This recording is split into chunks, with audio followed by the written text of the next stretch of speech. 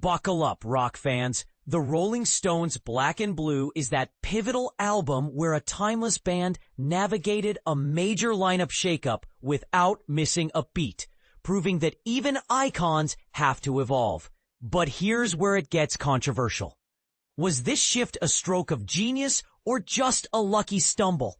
Dive in with us as we unpack this super deluxe reissue, and you might just rethink what makes the Stones' legacy so unbreakable. You can count on Louder's reviews to be spot on. Our seasoned team has collaborated with music's biggest names, from evaluating top-notch headphones to dissecting album after album.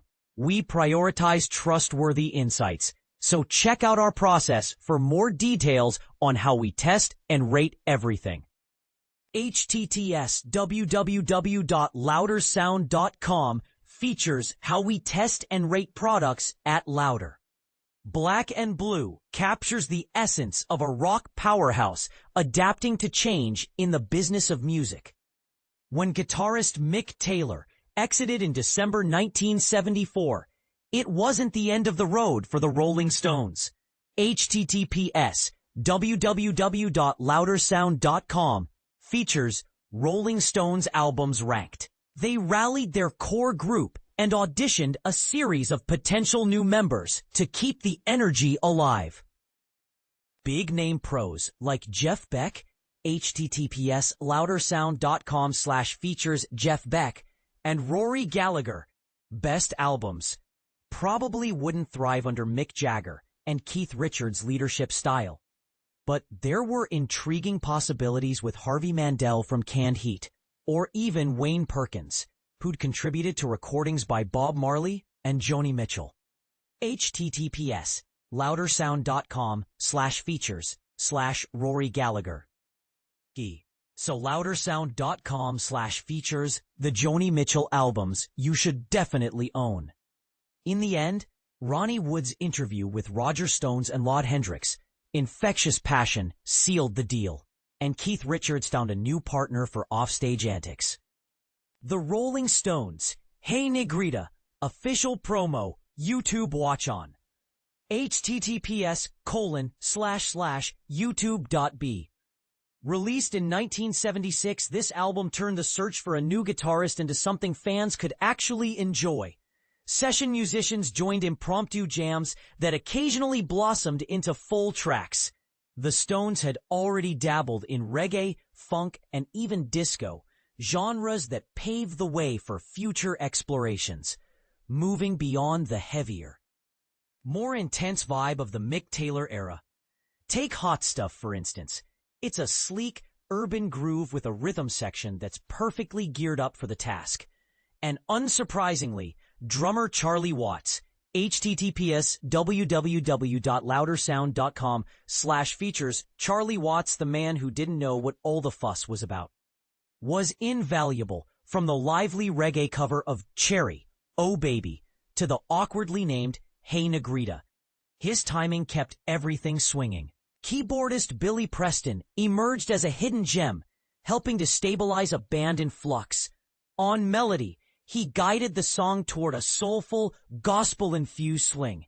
He also lent his talents to Memory Motel, a standout, emotionally charged ballad, with Keith's tender backing vocals adding just the right sweetness.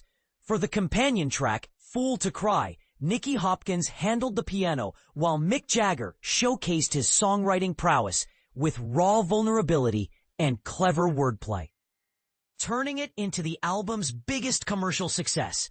The Rolling Stones, Fool to Cry, official promo, YouTube watch on https://youtube.b. This super deluxe edition goes even further, including raw jam sessions like the one with Jeff Beck, where he grooves on a funky track reminiscent of the Meters called Rotterdam Jam. You'll also find live performances from the Pavillon de Paris in 1976, plus mementos from their Earl's Court gigs that same year. A wild homecoming where over 1 million fans scrambled for tickets via mail, and the atmosphere was electric with chaos. And this is the part most people miss. Black and Blue didn't win universal acclaim upon release, with the refreshed lineup really hitting its stride on the follow-up, Some Girls, a couple of years later. Yet, this transition post-Taylor offered the Stones a much-needed breather from the turmoil. Keith had entered rehab in 1975 to secure his U.S. tour permit, while Ronnie's stage presence reminded everyone that the band could still deliver pure, exhilarating fun.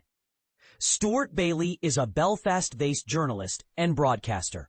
He's the editor of Dig With It magazine, and his writing has graced the pages of NME, Mojo, Uncut, Q, The Times, The Sunday Times, The Mirror, The Irish Times, Classic Rock, and Hot Press.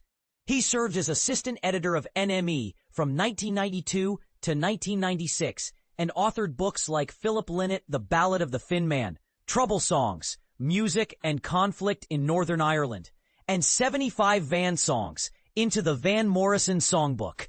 But here's where opinions might clash. Some argue that losing Mick Taylor was a blessing in disguise, injecting new energy, while others claim it diluted the band's signature edge. Did Ronnie Wood truly elevate the Stones, or was he just a placeholder? And what about those experimental genre dives? Were they innovative risks or misguided detours?